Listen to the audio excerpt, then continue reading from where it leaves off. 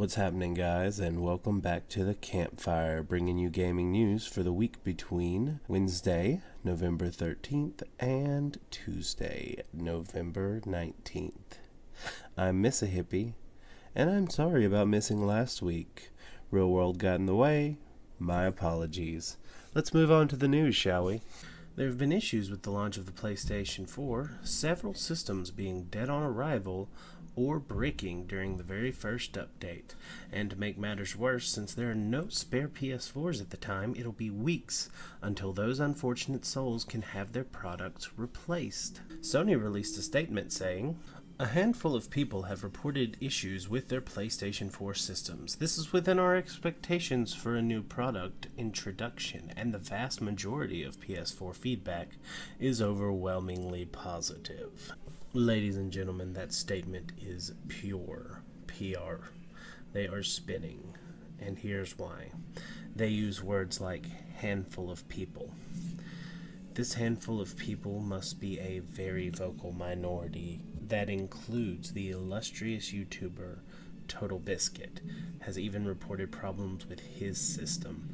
I have seen people saying the HDMI ports don't work, people saying the hard drives have crashed, the hard drives have corrupted, the Blu-ray disc drives don't work, the trays won't open.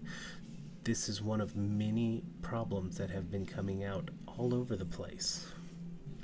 Secondly, if there was a problem with their system, the one gaming company you cannot expect to say something is Sony. Lest we forget, it took weeks for Sony to admit they had been hacked. 2 years ago?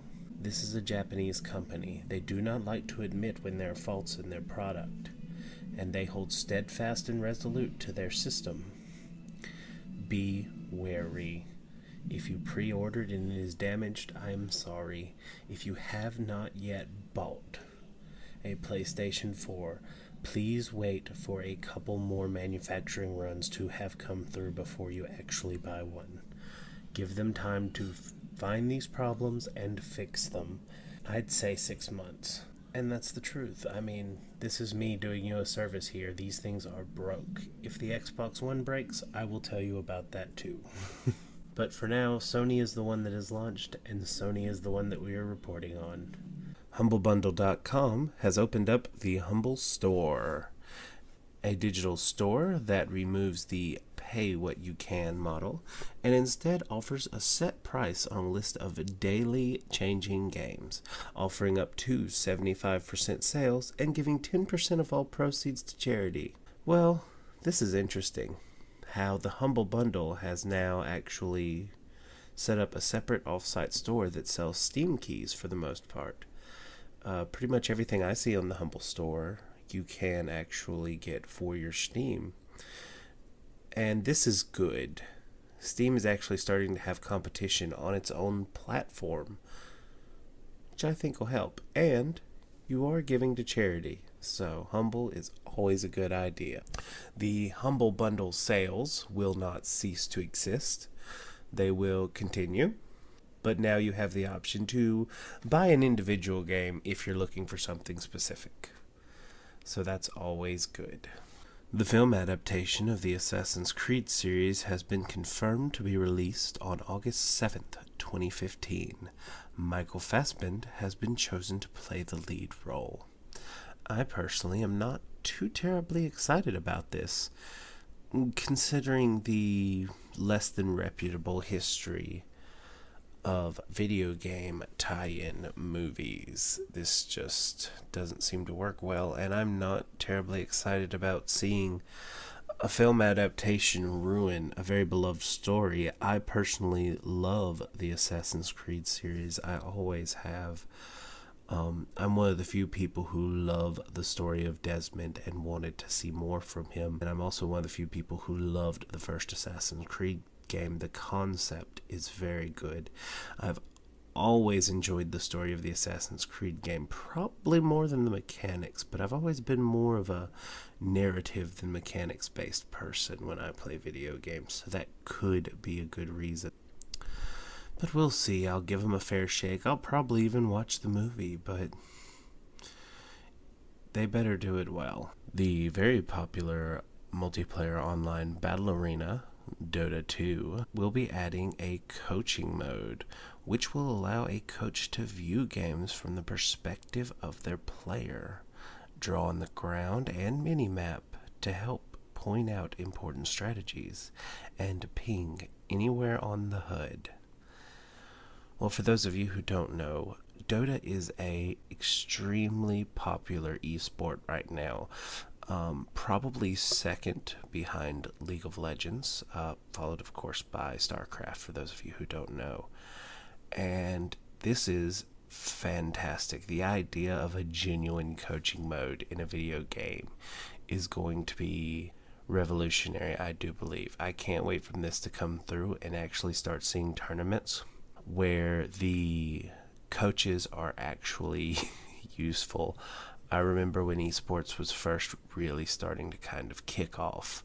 I would watch MLG, the Halo 2 tournaments. These were really fun to watch and really great. But there was always these coaches there, and I never really understood the point. I was like, yeah, you guys want to seem like a professional sports team. Yes, you have a coach, and he'd always be talking to them in between matches, but like, once you're in the match, actual coaching is very difficult unless he can have some kind of overview scene of what's going on, which games then and games up until now really didn't allow. But the actual adding of a coaching mode to an esports game will actually make him useful again, which I think is going to be fantastic. But we'll see how this goes. This could be a big step in turning esports into legitimate sports.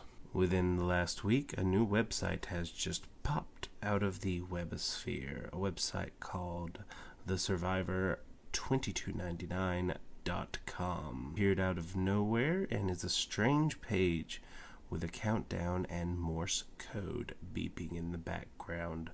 The Morse code has been translated to December 22nd, 2013.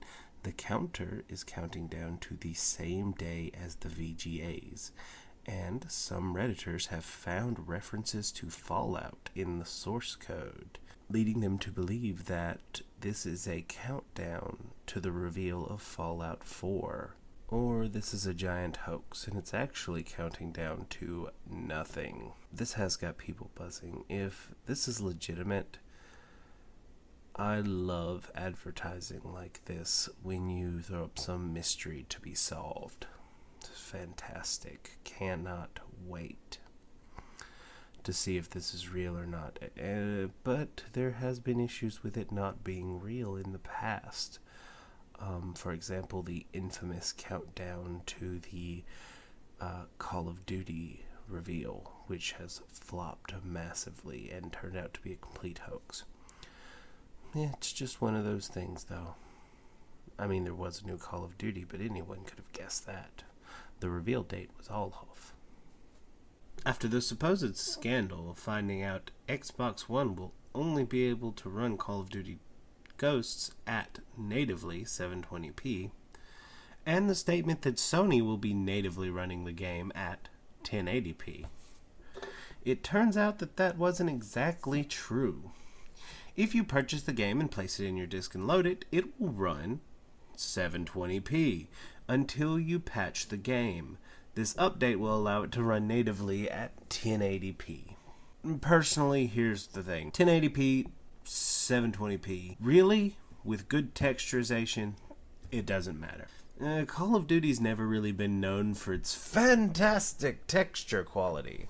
But really, there can be a game running on 720p, have a good color assortment, and great textures, and it looks good.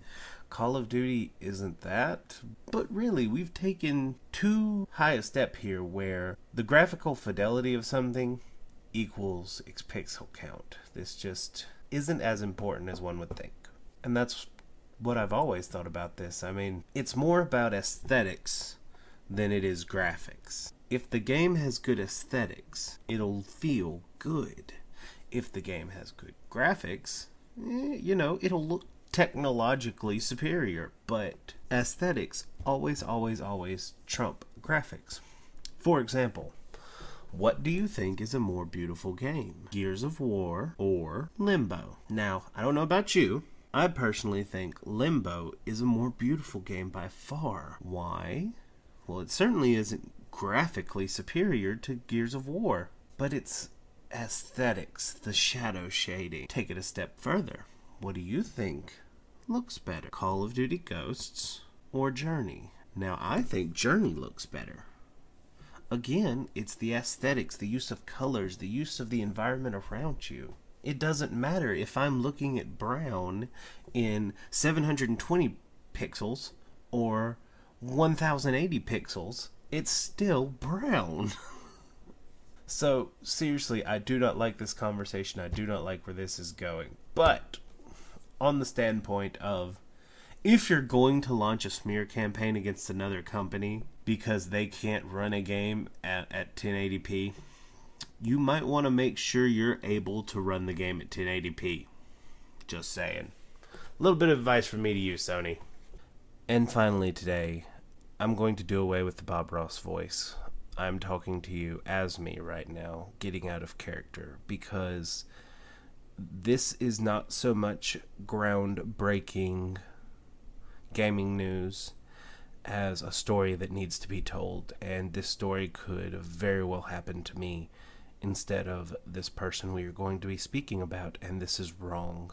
And I want to push the gravity of this situation, and I want to let you all know what's going on right now so that you can make rational decisions when buying games, check the development houses, and show these people that this is not acceptable. Hammerpoint Interactive, a development team behind World War Z, currently rebranded to Infestation Survivor Stories, has issued a copyright strike against a YouTube channel by the name of Game Over Man Podcast, who had the gall to make a 3-minute video showing the various bugs and glitches Infestation Survivor Story has a full year after its release. Now let me explain to you what's going on here. For those of you who don't know, a copyright strike is a serious infringement on a YouTube channel. If you get 3, your channel is deleted. Copyright strikes can be expunged if you have the support and the knowledge to go through YouTube and prove that what you've done is not actually against the DMCA. YouTube will remove the strike. Most of the time, though, the only people who have the ability to actually get the sit-down, the emails with Google to prove these were false are people who are at networks. And Mr. Game Over Man Podcast has 11 subscribers at the time of recording. Total Biscuit has done a video on him, so his subscriber base may skyrocket. But as of right now, he is not on a network. He does not have the ability to dispute or fight this claim on his own. And Hammerpoint knows that. So they put a strike against him because he released a critical video, something explaining what they've done wrong. They are trying to silence their opposition. And for those of you who think, well, you know, maybe it was the automated thing, maybe they really didn't mean that. Here's a list of past crimes from Hammerpoint Interactive. Hammerpoint Interactive blatantly stole art from The Walking Dead for their promotional videos. This was proven. They had to remove it. Hammerpoint Interactive named their game The War Z to deliberately mislead users into confusion with The DayZ and World War Z. Hammerpoint Interactive stole blatantly the League of Legends terms of service, copied and pasted. This also has been proven, and they have been forced to correct. Hammerpoint Interactive also lied on their Steam page, listing features that were not actually in the game of World War Z. This, of course, forced Steam to remove the game in a rare action, at which point Hammer Interactive rebranded the game Infestation Survivor Stories and put it back up on Steam. By the way, it is the exact same game, just a brand new name. This is horrible. This is deplorable.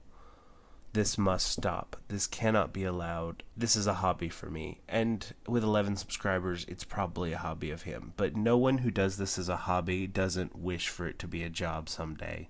That's just the fact of the matter. And there are tons of people who make their living making these videos. YouTube is giving too much power to people to silence criticism, and too little to content producers to defend their actions. YouTube has a very serious issue with their current copyright system. Their copyright system is guilty until proven innocent. Your video is taken down, your monetizations are canceled, you receive a copyright strike. 3 strikes, you're out. Your page is deleted. No coming back. And these actions are taken before anything is actually proven. With one claim, you receive a strike. If you can dispute that claim, the strike will be removed, but you're punished then on. Your 3rd strike, your channel's deleted. You don't get a chance to rebut. On matched party ID content, your monetization is stripped. And you post your rebuttal, the development company or the company that posted the dispute has 30 days to respond.